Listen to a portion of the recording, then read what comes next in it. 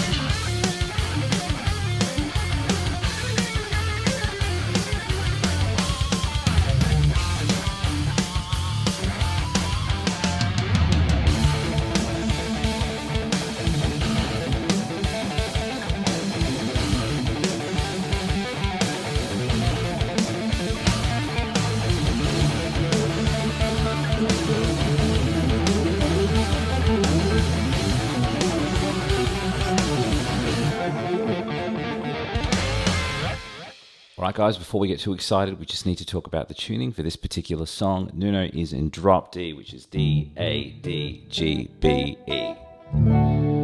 So get yourself in tune and we'll get started. Alright guys, let's have a look at the first section. We're going to start off with this phrase. Alright, I'm going to slide into 5 of the first string and I'm going to hit that for 16 16th notes or 4 groups of 4. 1, 2, 3, 4, 1, 2, 3, 4, 1, 2, 3, 4, 1, 2, 3, 4. Then I work into this phrase. Let's slow that down. I'm going to hit 5 twice and then do a pull off from 3 to open.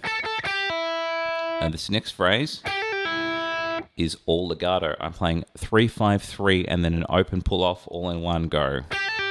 So it goes all together. At the end of that, let's slow that down. I'm just going from 5 to 3 back to 5 again, but I'm going to do 3 picks, another 3 picks, and then 2 picks. So I'll play that a bit slower. 1, 2, 3, 1, 2, 3, 1, 2. All together. Okay, then I work into this phrase. Then it works into that other stuff. So we're going to work it in 4 little chunks to try and make it a little bit less overwhelming for you guys to digest. So the next chunk, I'm going to slide from 5 to 8 on the first string. And I go 1, 2, 3, 4, 5, 6. So it goes 1, 2, 3, 4, 5, 6, 7. I think it's actually a group of 8. 1, 2, 3, 4, 5, 6, 7, 8. And then I work into this phrase. So it's nearly the same thing twice, but the legato is slightly different. I would dare say there is a bit of an improvisational element to this. It's sort of about catching lightning in a bottle. If you do it quickly enough, you can add your own variations. And if the vibe is still okay, it won't matter too much the exact notes. But anyway, those legato notes I have there. I'm doing a roll from 8, 7, 5 on the first string, jumping to 8 of the second string, back down to 5 of the first. That's going to give you this. Now I'm going to do a very similar idea, but I'm going to roll from the middle finger on fret 7. I'm going to go 7, 8, 7, 5. So we've got, at the end of that, I'm going to jump to 8 of the second string, and then instead of just playing 5 on the first string, I'm going to play 5, 7. So it's going to go like this. Both of those ideas back to back, we're going to have this. Now that whole second chunk thus far. Hopefully that makes sense. And I've got 1, 2, 3, 4. So I've got a hammer on now from 7 to 8 and then 4 more picks. Now this next legato idea is quite quick. I think the best way to deal with it is that we've got... What I'm doing there is 4 notes played back to back quite quickly, and I find the transition between the two in economy pick can help. So I'm going to be doing 4 notes going 8, 7, 5 on the first, 8 of the second. Then I do it again. So I've got... So from the phrase before, I've got the hammer on, the 4 notes. 1, 2, 3, 4. At the end of that, I'm going to play 5, 7. I got 1, 2, 3, 4, and then I'm going to borrow that phrase we had before. I'm doing a rolling legato, going 8, 7, 5 again, then 8 of the second, and then 5, 7 on the first string. So there's so many little variations here. It would be best to look at the tabs at the end of this chunk as well, and you might want to rewatch this section a few times. It is a little bit tricky. This is what we should have thus far of the second chunk.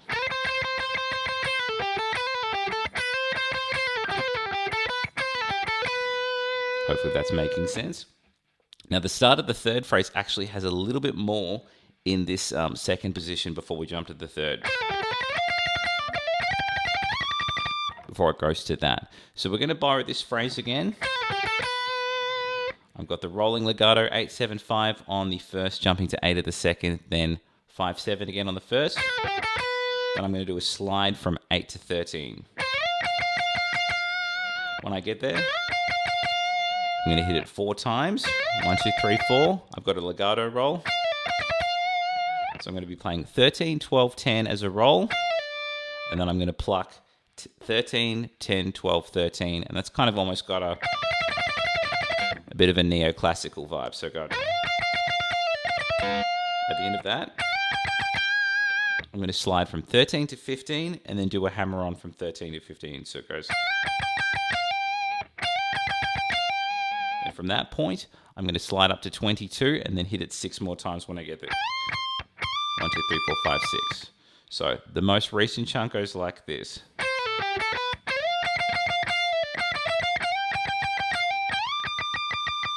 At the end of that, I just do kind of a pull off on my left hand from the open 6th string. I'm not fretting a particular note, but it is a lot easier to grab that open note and go into the dive than actually try and pick it and then quickly jump back down with the dive. So let's have a look at that most recent chunk. We'll put all of those chunks together and then we'll put it together again one more time, even slow with some tabs. Here we go. Let's go from the most recent chunk.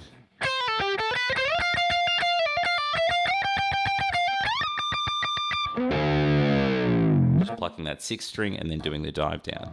So let's go right back to the start of the section, play it again at a gentleman's pace, and then we'll do it again even slower with some tabs.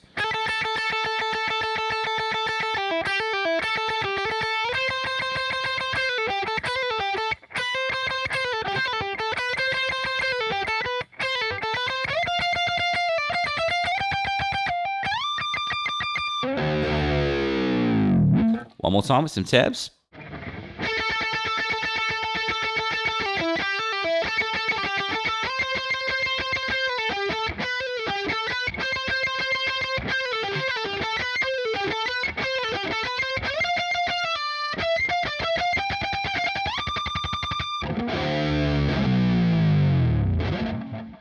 So the second section comes in off the dive of that open string. Then from that point, so we're coming down and we're kind of lifting that bar up from what we've done with the original open note. It's got almost a bit of a beat it vibe to it. So I'm playing that open G string, whamming it up, then hitting the 2nd fret, the 5th, the 7th, and then the 10th. When I get to the 10th fret, I've got 1, 2, 3, 1, 2, 3. So it's 2 triplets, and then a 7th note there. So all together, hopefully that's all making sense. Now, obviously, if you've got a little bit more distortion and it is a little bit more saturated, that will sustain a little better. I'm just trying to pull back a little bit so you can hear me talk. Then we're working with this phrase.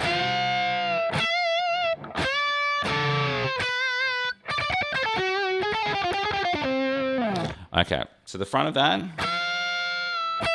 almost reminds me a bit of dime bag.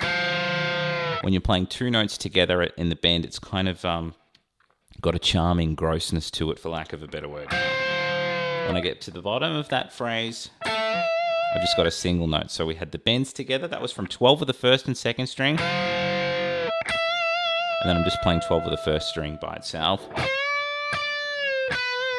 The next thing that I'm doing, I'm bending 13 of the 2nd string up a whole step, hitting it again at the top, bring it down, and then resolving to that do-re-mi note on fret 12 of the 2nd string. So go. Then I work into kind of like a Mixolydian pentatonic. So it's not quite minor thirds. It's almost like you're playing like a dominant 7th with a major 3rd. If you want to get technical, let's play that a bit slower. I'm playing 10 of the 1st string twice and then doing a pull off from 14. From that point, I'm pulling off 13, 10 on the second string, and then vibratoing 11 of the third string. At the end of that, I'm going to be playing 9 of the second string, then pulling off 10 to 9. And that fret there, if we're thinking about the concept of a D minor pentatonic, you can have the flat 5 here, but you can also have it behind the 5th on the second string as well. So that's kind of an interesting place to mess around with that if you want to kind of include that in your improvisations as well. That's a story for another day. But this is what we should have thus far. At the end of that, let's slow this down. I've got to pull off from 12 to 10 on the third, then a hammer on from 12 to 13. At the end of that, I'm going to do a pull off from 12 to 10 again, and then I'm going to pluck 12, 10 on the fourth string, slightly muted. So I've got... You can also pick the whole thing. It also sounds kind of cool. If you pluck the whole thing, there's a bit of charm to that. So if I go from that little Mixolydian phrase, we should have this. That is all of the first section. I'll go right back to the start with the whammy. We'll put it together at a gentleman's pace, and then we'll do it again even slower with some tabs.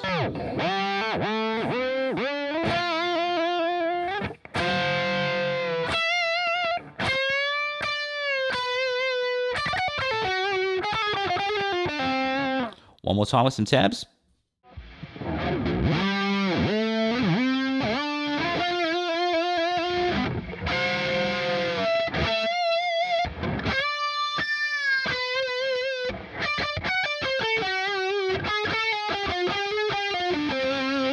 All right, guys, section 3. This destroyed my life. It was very, very tricky, so please take your time with it. We're going to start off with this phrase. So, the start of that, thinking D minor pentatonically, if we can use such a word. I've got a bend from 12 of the third string, then resolving that on 10 of the third. And I've got... So what I've got here is a pull off from the flat 5, going 13, 10 on the third string, and then I'm playing 12 to 10 on the fourth. So I think on both of those, I'm doing a pull off and then 2 picks, pull off 2 picks. So we've got... At the end of that, I've got a slide into a pull-off, so I'm going 12, 13, 12, and then pulling off back to that 10. At the end of that, I've got a hammer on, going from 10 to 12 on the fourth string, dropping down to 10 of the third, and then I'm going to almost repeat this phrase we had before, but instead of going the last note of that phrase, I'm jumping to 10 of the second string instead of 10 of the third. So this is what we should have thus far of the third section.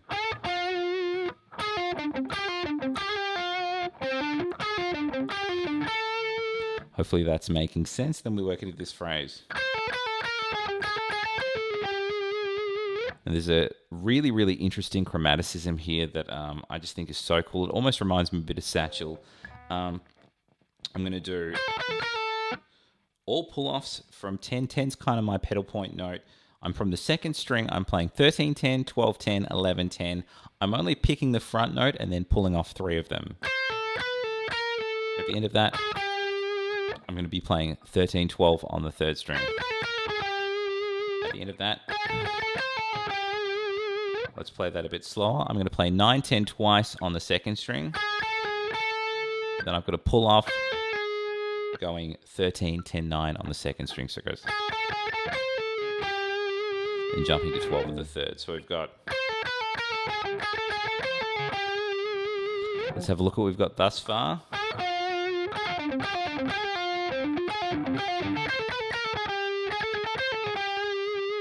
Okay, this is the bit that really destroyed my life.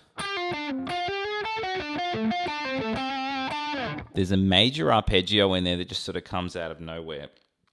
So we've got... let's slow that down. I've got to pull off from 12 to 10 on the third, playing 12, 10 on the fourth. Then I'm kind of going to roll up the blues scale with the flat 5. So I'm playing 10, 12, 13 on the third string, all in one pick. Now when I get here, I'm going to do a major arpeggio sweep. sort of a D major triad playing 10 of the second, 11 of the third, and 12 of the fourth. So I've got the hammer on, and then the upward sweep there. So we've got at the end of that, and this is super annoying as well. After I've done that sweep, there's a string skip in there. I'm playing 10 of the third into 12 of the fifth. At the end of that last phrase, I'm just working down the pentatonic. That's going to go from 10 of the third string, 12 to 10 is a pull off on the fourth, then I jump to 12 of the fifth. At the end of that phrase is going to resolve on 10 to 12 on the fourth string. Then all we have left is that little bluesy lick at the end. So let's go right back to the start of the section, look at what we've got thus far, and then we'll grab that last chunk.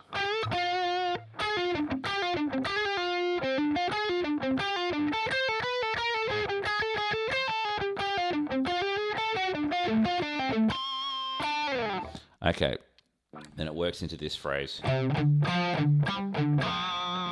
there's a bit of Angus Young in here almost. I'm playing 3-5 on the fifth string. Then I want to be playing 3 of the fourth back into 5 of the fifth. And I've got, with that point, I'm kind of doing a rolling flat finger to 5 of the fourth, back up to the 5 of the fifth. So we've got, at the end of that, resolving to 3 of the fourth strings. So I've got, and I've got,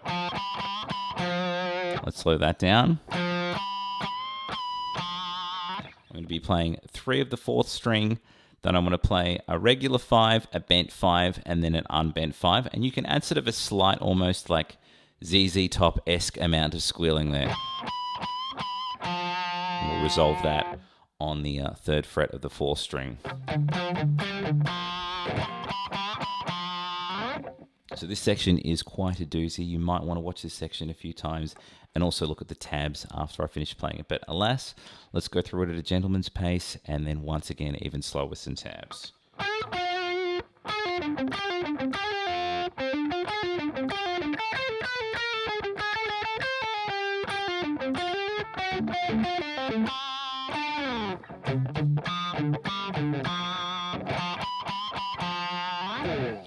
One more time with some tabs.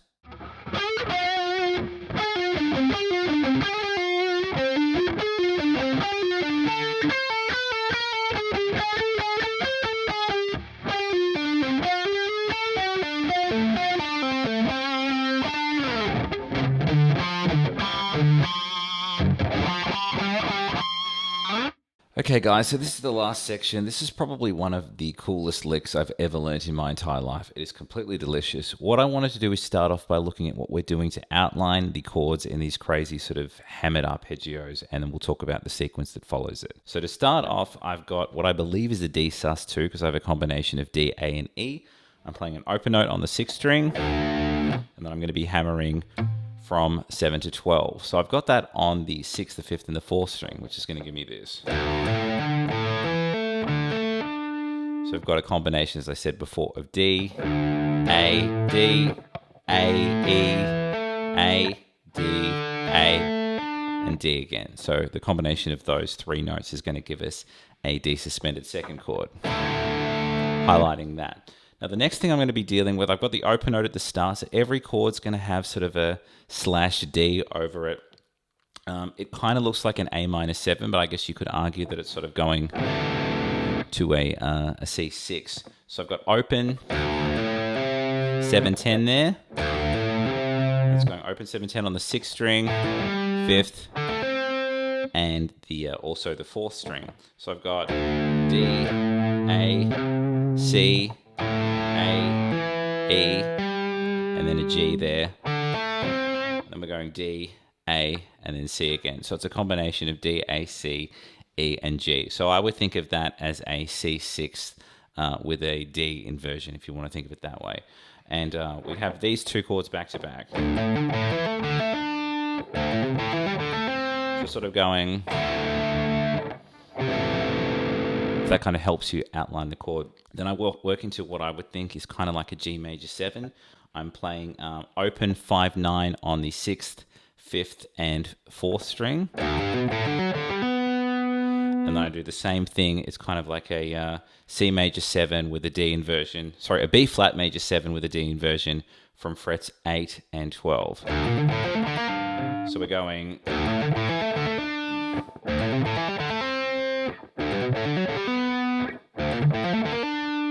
So I'm going to start off with a hammer-on going open 7-12 on the 6th string. Then I want to do a hammer-on from open to 7 on the 5th string. And then hammer to the 12 of the string above. So that's what's kind of strange. I'm hammering on the 5th string, but I'm hammering to a new string. That's a Greg Howie technique called hammer-ons from nowhere. So back to back, we've got this. Then what I'm going to do is jump to the A string, and I'm going to play this twice. I'm going to play open 7-12, all together thus far. Then I do that idea again, but I'm going to play an open 4th string, and then I'm going to hammer that 7-12 on the 5th string. So it's kind of strange. I'm playing the open 4th, and then the hammer-ons are on the string above. Okay, then from that point, I'm going to hammer open to 7 on the 4th string, jump to 12 of the string above, and then I want to play open 7-12 on the 4th string. So this is what we should have so far.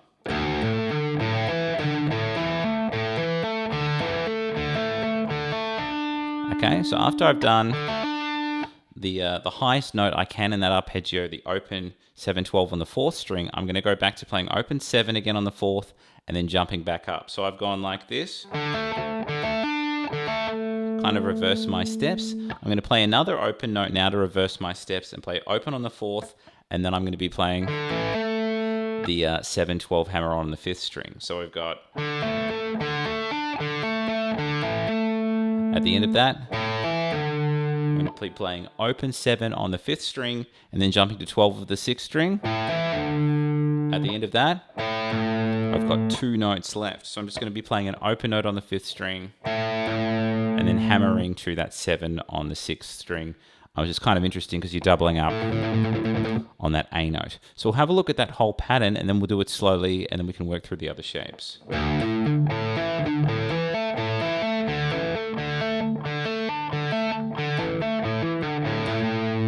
Okay, so now I'm going to carry that exact same idea over to 7-10. So I'm going to play at the start of it, the hammer onto the string above, all on the same string, and then I've got the open 4th. And I drop down a string, the hammer on above, and that's the highest note. See, it's exactly the same. Then I start to reverse my steps. And then once again, we're ending with that single note. I'll do it all again slow with tabs at the end of the section if you get a little bit scared and confused. So now I'm going to bring it back to that 5 and 9, also starting with the open note.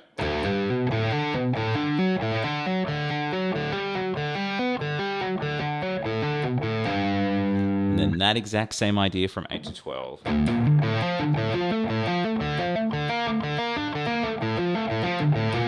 So we've got the D add 9, sorry, D sus2, the C major 6/D, the G major 7, and the B flat major 7. We're going to go through that whole arpeggio sequence nearly 2 times, but at the end of the final section, after I've done the G major 7, then I go to here. Once I start reversing this, I'm going to go to this bend thing here. So that double stop bend idea I've got, I'm playing 13 of the 2nd string and 12 of the 3rd. Tim Henson would say it is a boomer bend. But anyway, we'll go through that last chunk. So I've got...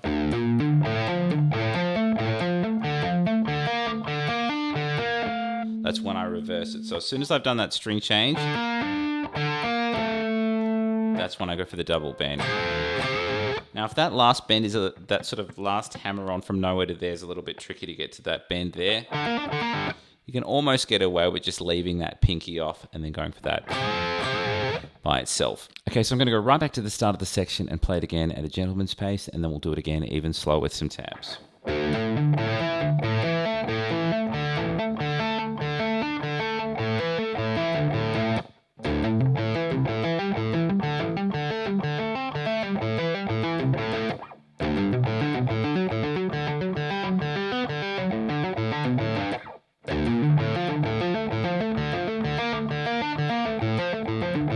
Then repeat it again.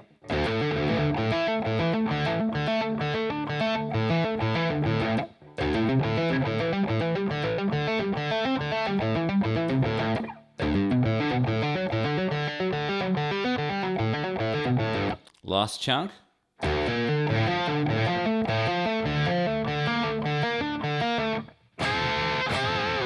One more time with some tabs.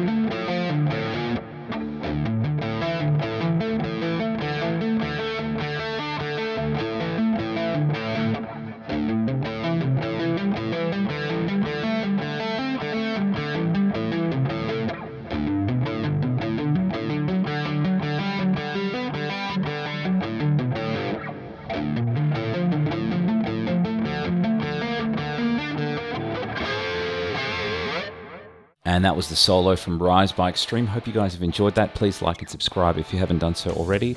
And if you want tabs to this lesson and anything else that I'm doing in the future, please sign up with the mailing list. There will be links in the description box as well. If you want to support me and the channel, I have multiple books and courses out at the moment. You can check them out on chriszoupa.com, check them out at Fundamental Changes, and I also have multiple video courses available on Udemy, Skillshare, and also chriszoupa.com as well if you so desire. Anyway, hope you guys enjoyed the lesson. There will be more content coming very soon. Take care.